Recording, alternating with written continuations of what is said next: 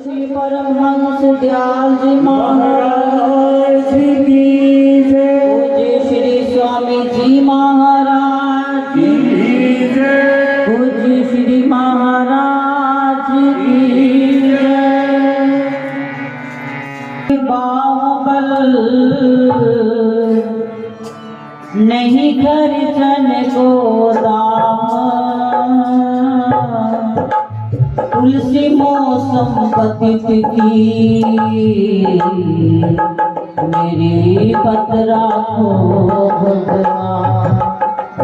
नम्रता और दीनता से भेंट सतगुरु लीजिए,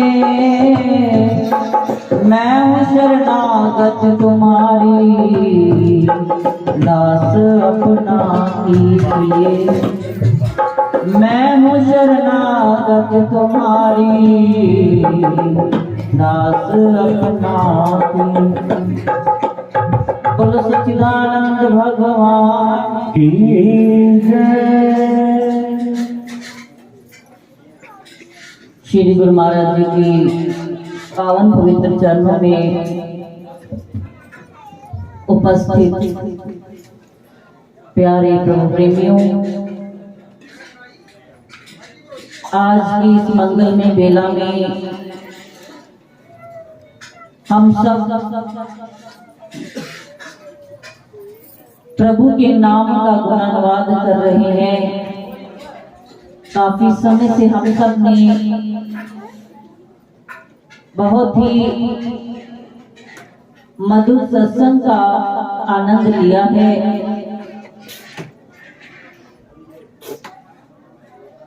आप सबको बड़े सुंदर भजन प्रवचन सुनने को मिले हैं।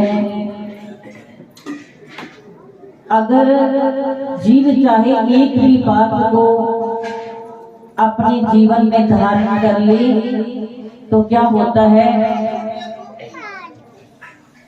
उसका जीवन बदल सकता है। क्योंकि कहते हैं कि समझदार को इशारा ही काफी होता है। तो सत्संग की आधी बात भी अगर हम अपने जीवन में धारण कर लेते हैं तो क्या होता है, हम भी मनुष्य जन्म सार्थक कर सकते हैं। तो उसके लिए पहले अपने हृदय में प्रेम पैदा करना पड़ता है।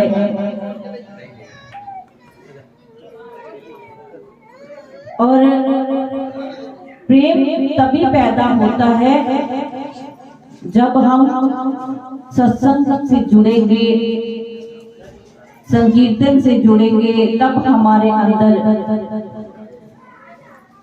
प्रेम उत्पन्न हो जाएगा।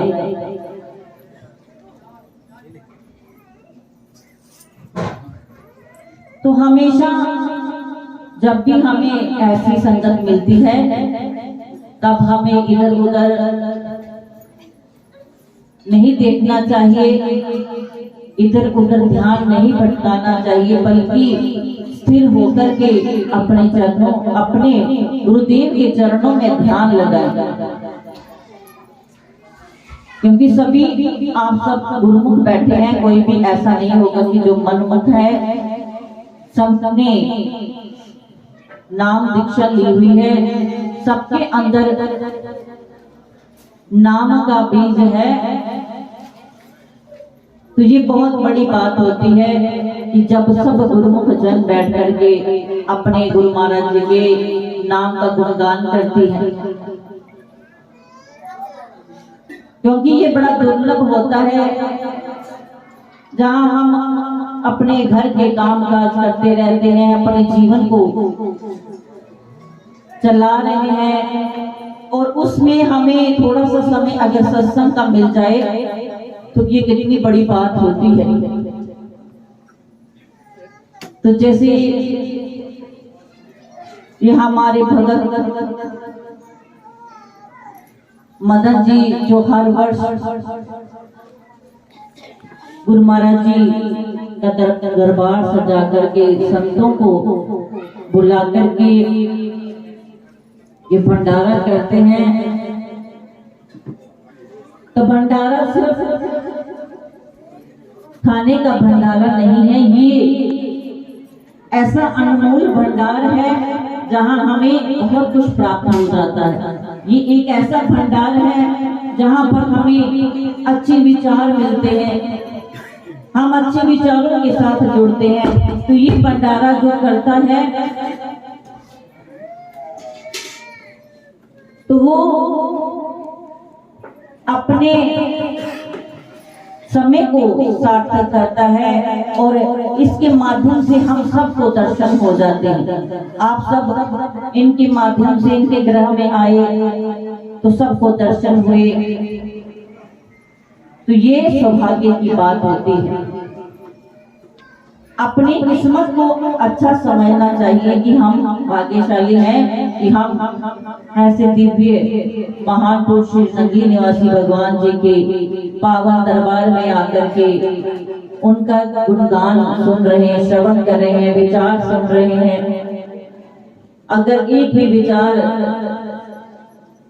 हमारे अंदर आ गया और हमारा जीवन बदल गया, तो ये प्रेम की बात है। पहले अपने हृदय में वो प्रेम की आग पैदा करें तो फिर क्या होगा, फिर सत्संग मिल गया, वो आग जो है वो प्रचंड हो जाएगी। तो सत्संग आग में घी का कार्य करता है। तो ये प्रेम की जो अग्नि है उसमें सत्संग ऐसा घी का कार्य करता है कि वो प्रेम की आग और प्रचंड हो जाती है।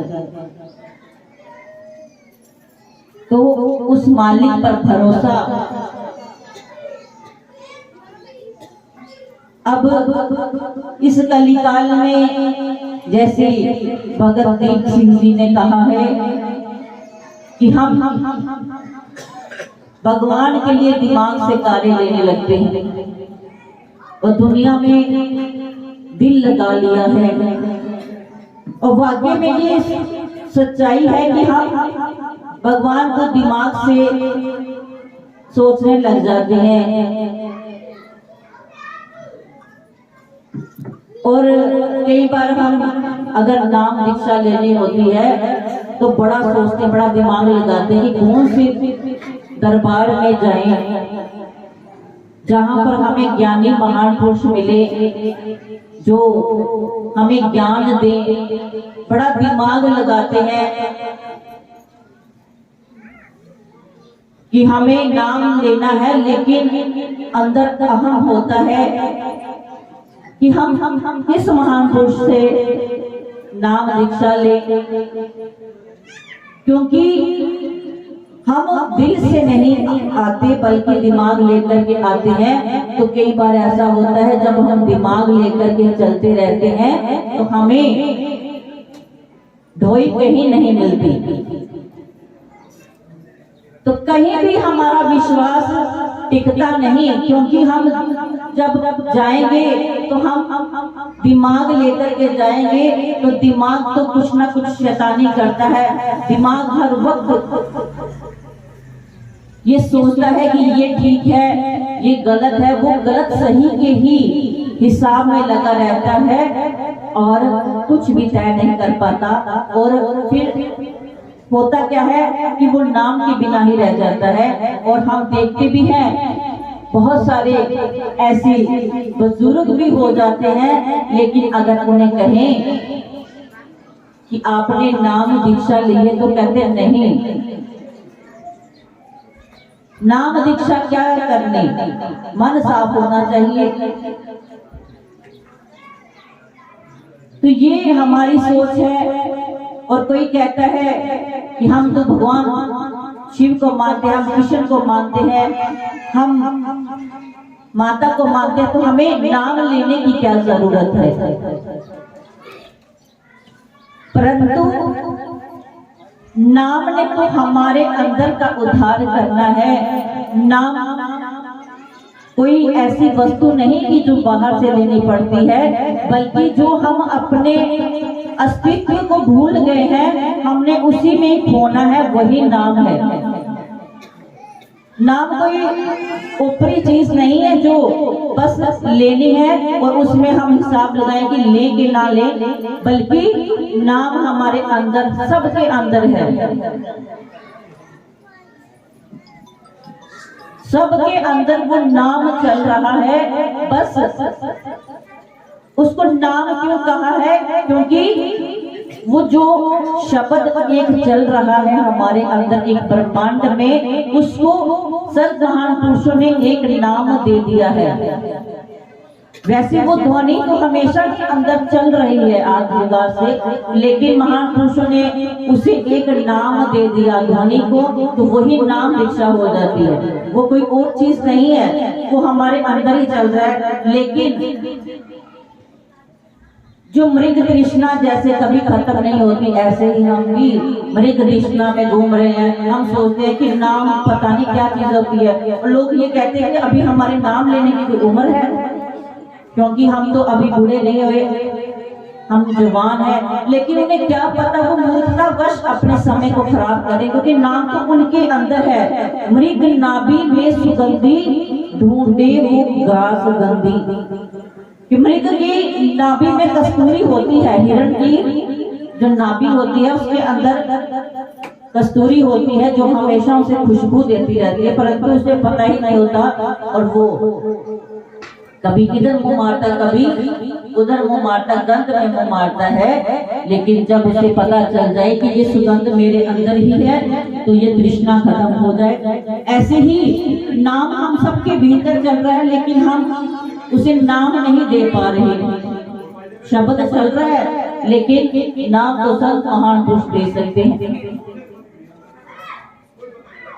तो जीव जिसने नाम ले भी लिया, उसके बाद फिर उसको शब्द के साथ जो ध्यान है उसको उस नाम के साथ नहीं जोड़ा, तो भी लेने का भी कोई फायदा नहीं।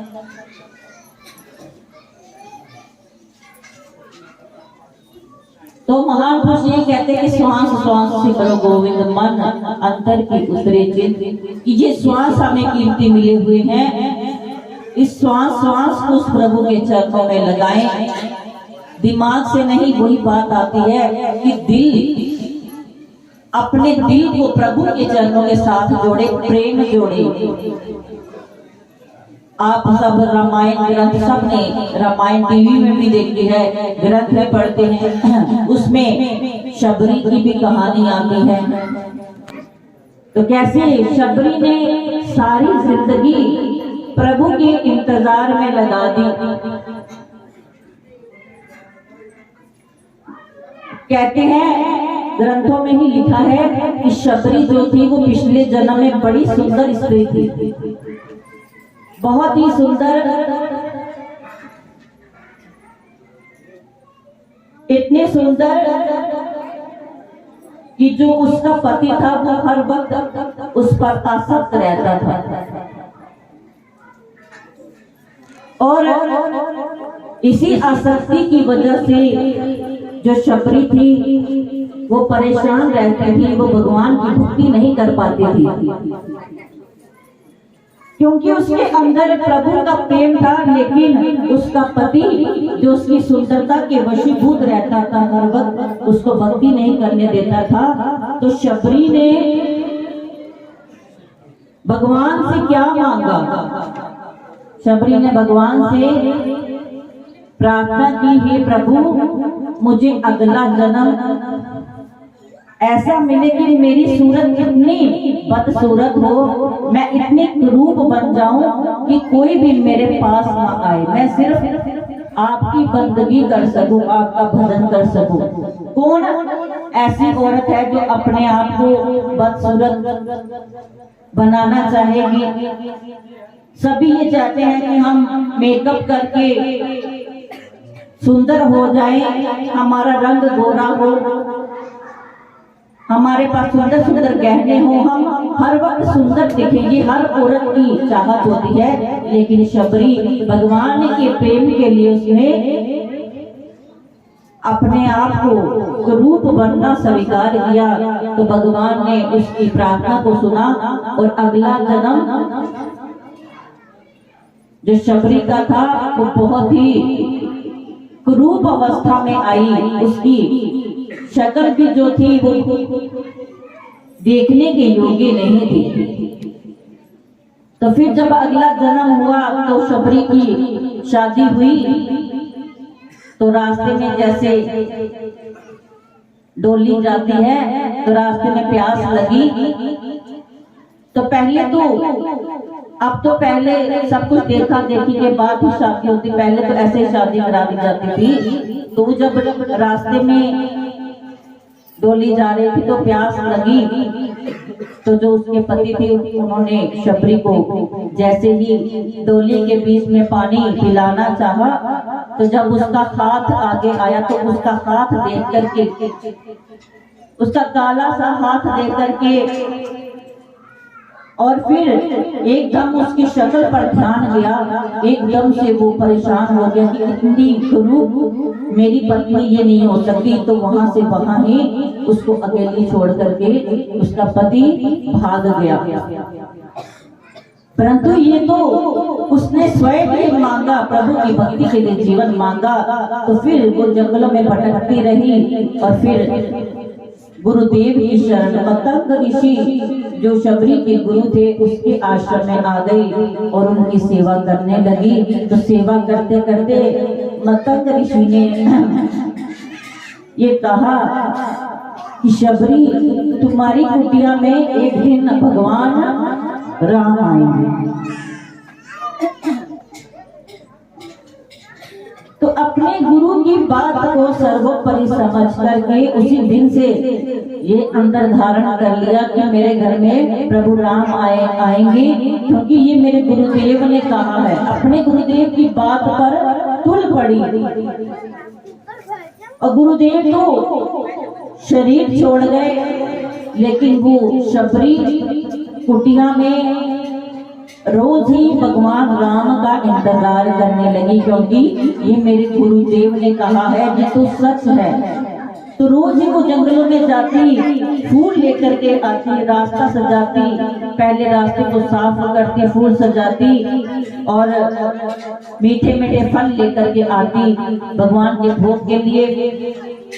ऐसे करते करते बड़े साल, बड़े वर्ष बीत गए, लेकिन उसकी वही रूटीन रही कि मेरे भगवान राम आएंगे, मेरे राम आएंगे। हर वक्त मुंह से कोई भी काम करती तो यही कहती है, मेरे राम आएंगे, मेरे राम आएंगे। तो वही बात हुई। अनेकानेक वर्ष बीत गए और उसके बाद क्या हुआ, जब भगवान राम सीता को ढूंढते ढूंढते जंगलों में से निकल रहे थे तो शबरी के आश्रम को देखा और उसी आश्रम की तरफ आए। और शबरी के आश्रम में आए और फिर देखना शबरी का वो हाल कि वो खुशी के मारे इतने पागल हो गई कि इसे समझ न आए कि भगवान राम को मैं कहाँ बिठा दूं, कहाँ इनका आसन लगा दूं।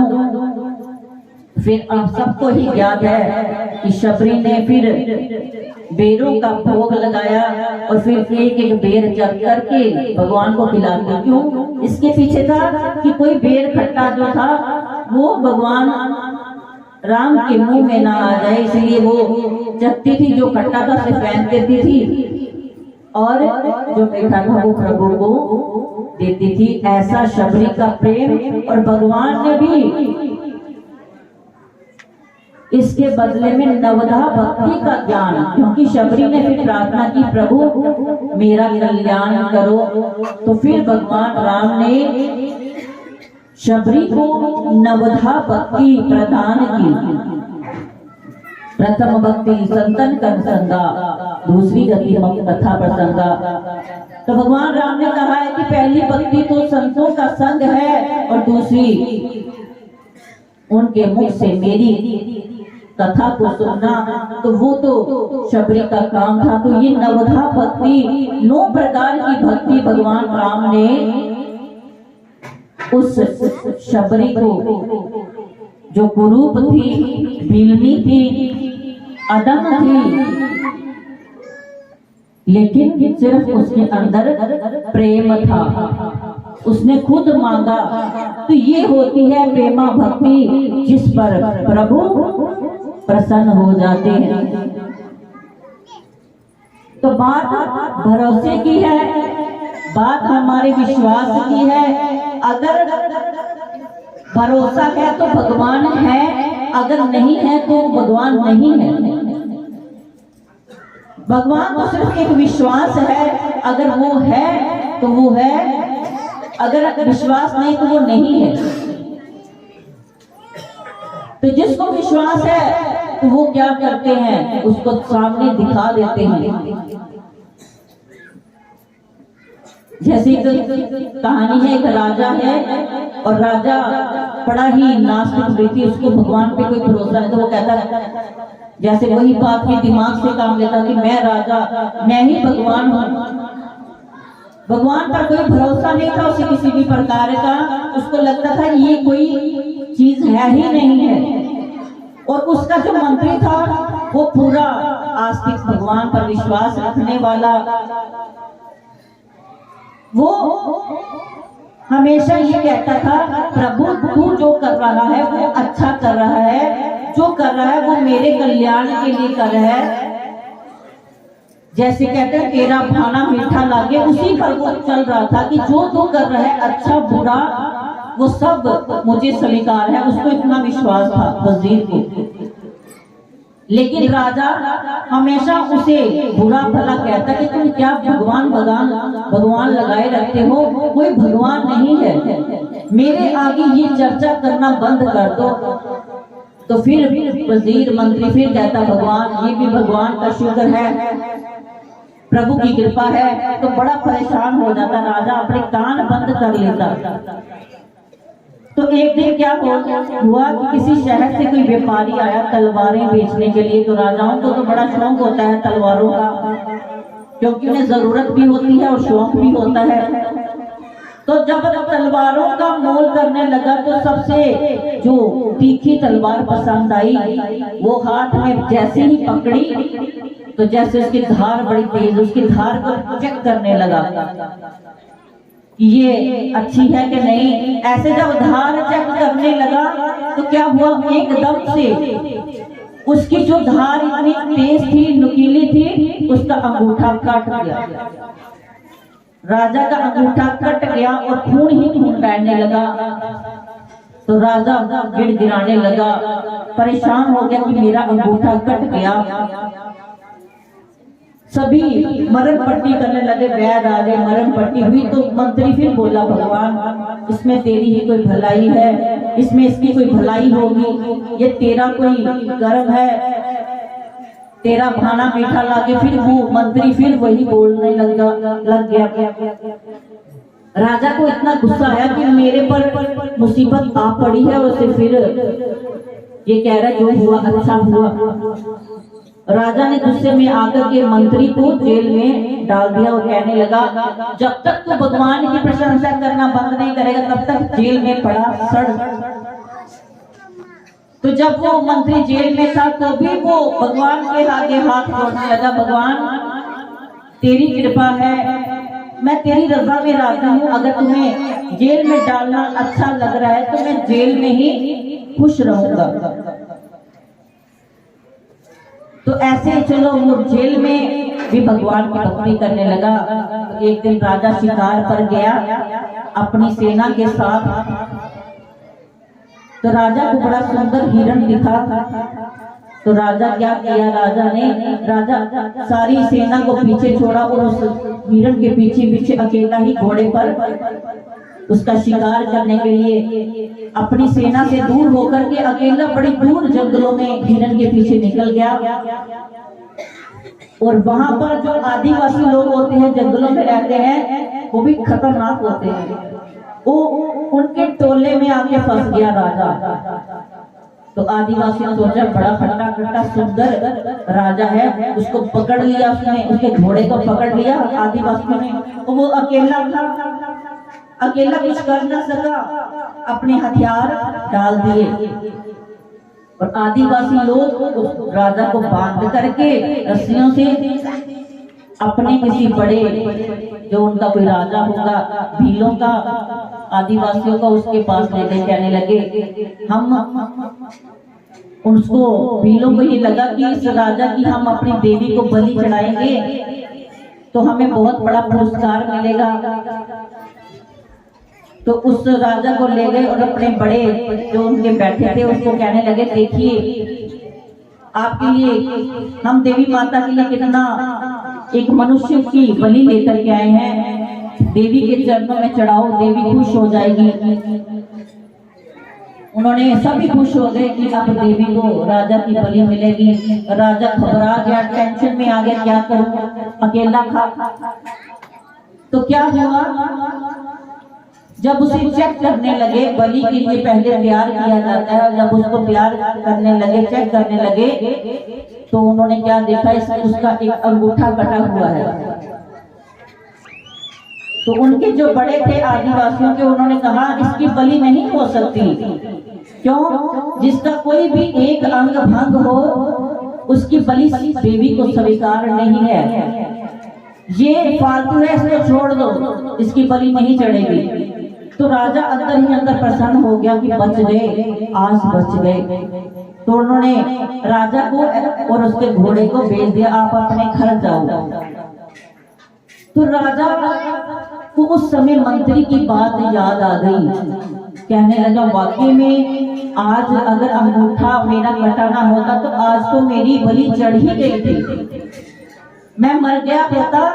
लेकिन मंत्री ने सही कहा था कि जो हुआ अच्छे के लिए हुआ है। और वो भागा भागा सीधा जेल में पहुंचा और मंत्री को कहने लगा, वाकई मुझे अब महसूस हुआ है कि भगवान कुछ है, वो कोई शक्ति है जिन्होंने मेरे अंगूठे को काटा और मुझे बलि से बचाया है। तो राजा ने कहा कि चलो मैं मानता हूँ, मैं मानने लगा हूँ भगवान है, लेकिन तुम जब जेल में सड़ रहे हो, तुम क्यों कह रहे हो कि जो भी हुआ अच्छा हुआ, जेल में तुम्हें क्या फायदा? मुझे तो, मैं बचकर आ गया हूँ, मुझे तो अविश्वास हो गया, पर तुम्हें क्या मिला?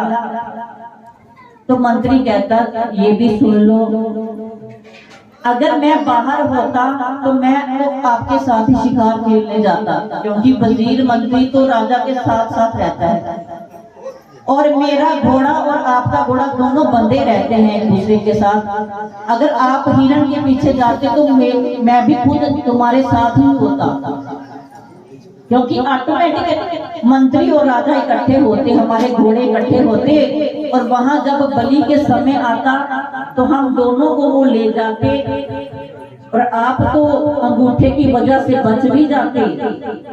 लेकिन मैं ना बच पाता, क्योंकि मेरा तो पूरा हट्टा कट्टा सुंदर, मेरा तो सारे अंग सुरक्षित है, तो मेरी बलि उस समय चढ़ जानी थी, मैं मर जाता और आप बच जाते। तो ये भगवान का शुक्र है कि उन्होंने मुझे जेल में डाल दिया पहले ही, और ये आपकी भी कृपा है। उसने राजा को भी बोला, ये आपकी कृपा है कि आपने मुझे जेल में डाला, ये मेरी परमात्मा की मौज है। तो बात यही है कि हर एक दुख जब आता है, जब मुसीबत आती है, पहले हमें बड़ा मुश्किल लगता है, हमें बुरा लगता है, लेकिन उसका फल जो बाद में हमें दिखने को मिलता है वो हमारे लिए सही साबित होता है। जो ये समझे कि जो मालिक तुमने किया है वो अच्छा ही किया होगा, क्योंकि जो भी होता है वो उसकी मर्जी के साथ होता है, उसकी मर्जी के बिना तो एक पत्ता भी हिल नहीं सकता। और अगर उसकी मर्जी है तो उसकी मर्जी के साथ हम अपनी मर्जी मिला लें तो बात ही बन जाएगी। जब हम भगवान की मर्जी के साथ, जो तुम्हें पसंद है वो मुझे पसंद है, ये वाली भावना अगर अंदर आ जाए तो जीवन बदल जाएगा। तो फिर क्या होता है, जब लोग हमें बुरे लगते हैं, मान लो जो लोग हमें बड़े बुरे लगते हैं वो भी हमें अच्छे लगने लग जाएंगे। क्यों? हमें दूसरा बंदा बुरा इसलिए लगता है क्योंकि हम अपने लिए सोचते हैं इसने मेरे साथ बुरा किया है, ये ऐसा है वैसा है, क्योंकि हम अपने स्वार्थ के लिए दूसरे को बुरा कहते हैं। लेकिन जब हम ये समझेंगे कि सब कुछ परमात्मा का दिया हुआ है, सुख दुख, तो वो भी दूसरे बुरे भी हमें अच्छे लगने लग जाते हैं। प्रतिकूल स्थितियां भी अनुकूल बन जाती हैं जब हम उस भगवान पर भरोसा करते हैं। हमें प्रतिकूल उल्टी स्थिति इसलिए महसूस ज्यादा होती है क्योंकि हमें हमारी इच्छाएं होती है। हम बहुत सारी इच्छाएं रख लेते हैं और वो दुखी करती हैं, क्योंकि दुख जो है वो अपने मन का है। क्या पता जो हमारे लिए सुख है वो दूसरे के लिए दुख हो। हमेशा ऐसा ही होता है, अगर एक बंदा खुश है तो दूसरा दुखी रहेगा, क्योंकि उसे अपने दुख से दुख नहीं हो रहा बल्कि उसकी खुशी से प्रॉब्लम हो रही है कि वो क्यों खुश है। ये संसार की रीत है कि हम दूसरों की खुशी को सहन नहीं कर सकते। जैसे किसी आदमी को भगवान शिव और पार्वती मिल गए तो भगवान ने दर्शन दिए तो हाथ जोड़ने लगा, तो पार्वती जी ने कहा भगवान इस पर कृपा करो, ये आपके दर्शनों को आया है। तो भगवान शिव ने कृपा की और कहा कि मैं तुम पर कृपा करता हूं, जब भी तुम कुछ मांगोगे तो तुम्हें एक चीज मिलेगी पर तुम्हारे पड़ोसियों को 2 चीज मिलेगी। वो अंदर से सोचने लगा कि भगवान का दर्शन तो मुझे मिला और कृपा भी मुझे मिली, परंतु पड़ोसी को डबल कैसे मिल जाएगा। पर फिर भी वो सोचने लग गया चलो कोई बात नहीं, चलो मुझे तो मिलेगा ही। और वो जब घर जाता है तो फिर भगवान के आगे प्रार्थना करता है कि भगवान मेरी एक कोठी बन जाए, मेरा बंगला। क्योंकि दुनिया वाले भगवान को पाकर भी फिर दुनिया की चीजें मांग लेते हैं। कहता भगवान शिव मेरे को एक कोठी बना दो। तो भगवान ने कहा तथास्तु, उसकी एक कोठी बन गई और देखता है 7 पड़ोसियों की 2 बन गई।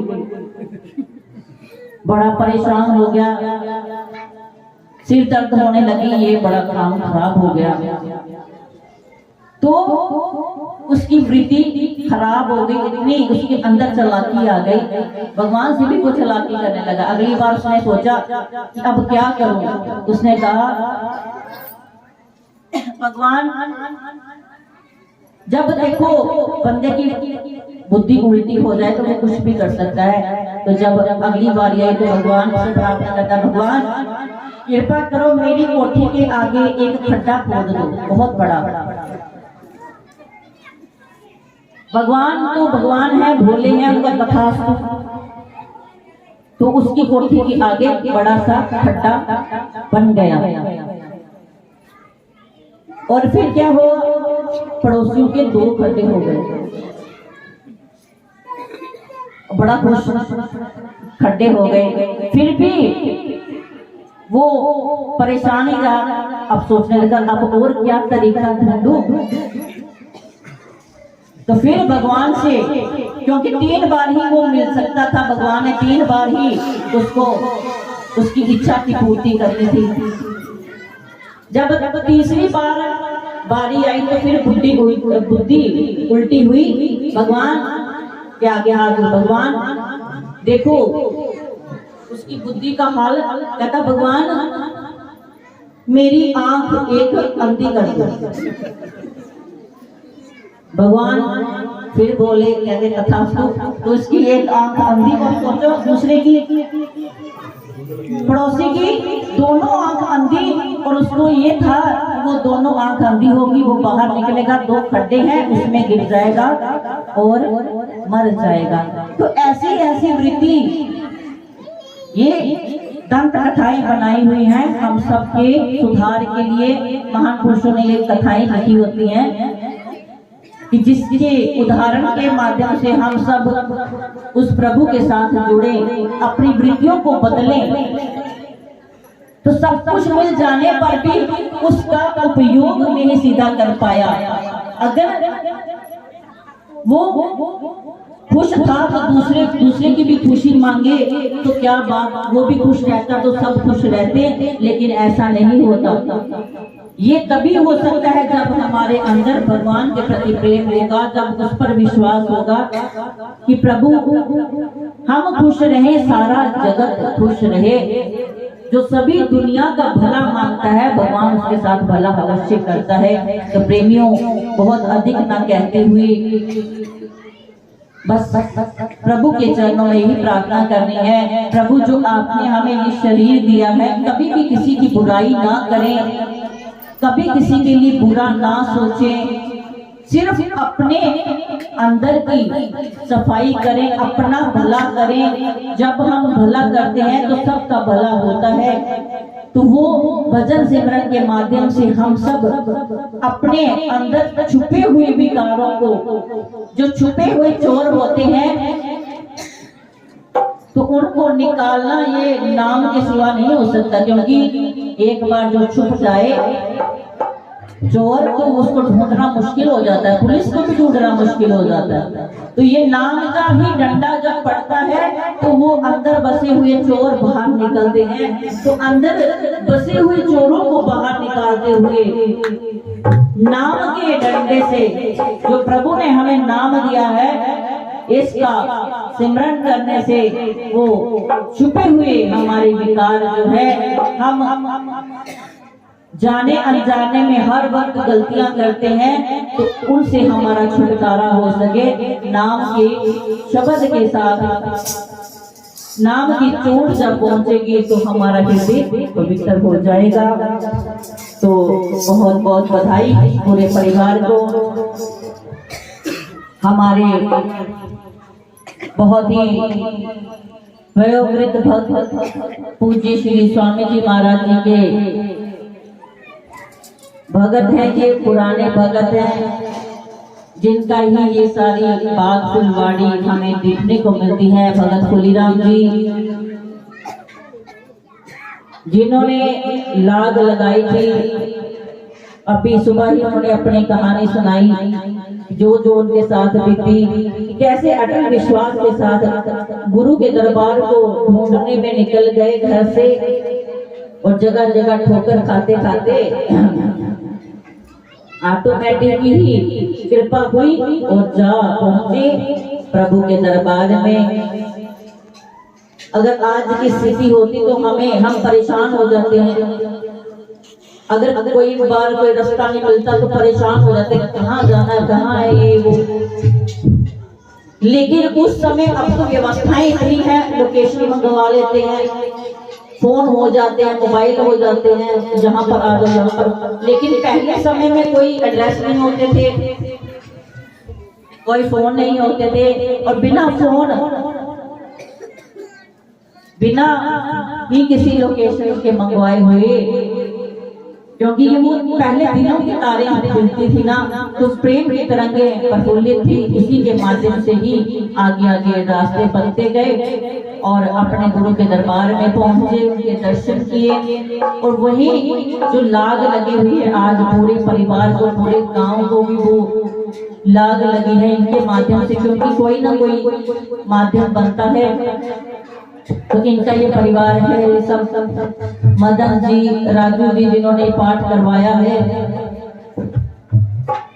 तो गुरु महाराज जी के चरणों में प्रार्थना करते हैं, ये परिवार, इनके बेटे पंकु, सन्नू, इनकी धर्म पत्नी वीना जी, इनकी बेटी है, अली जवाई है, सभी रिश्तेदार बड़े प्रेम से लगे हुए हैं। 3-4 दिनों से ही सेवा करने में, संतों की सेवा कर रहे हैं, संगत की सेवा कर रहे हैं, भंडारे खुले हुए हैं। तो जहाँ पर प्रभु आ विराजते हैं वहाँ किसी चीज की कमी नहीं रहती, बल्कि और भी बरकत डल जाती है जब उनकी आंख संवली होती है, जब उनकी निगाह हो जाती है तो भंडारे खुल जाते हैं। ऐसी कृपा हमेशा इन पर बरसती रहे, यही शुभकामना करते हैं। हमेशा ही ये जीव सतगुरु के चरणों में जुड़े रहे, अपने प्रभु के चरणों में जुड़े रहे, उनके नाम में जुड़े रहे, यही प्रार्थना करते हैं। और भगत जी हमारे फुलीराम जी, इनके हम अच्छे स्वास्थ्य की कामना करते हैं। गुरु महाराज दीर्घायु दें कि ये प्रभु के नाम का गुणानुवाद करते रहे। अभी हम इनके भजन से भी वंचित रह गए हैं, लेकिन आशा करते हैं कि ये आने वाले भंडारे में हमें एक बहुत अच्छा सुंदर भजन सुनाएंगे। तो सबको श्री गुरु महाराज जी अपने चरणों का प्रेम दें, यही शुभकामना करते हुए इस परिवार को बहुत बहुत मुबारक। बोलो सच्चिदानंद भगवान की जय, बोलो श्री नगरी निवासी भगवान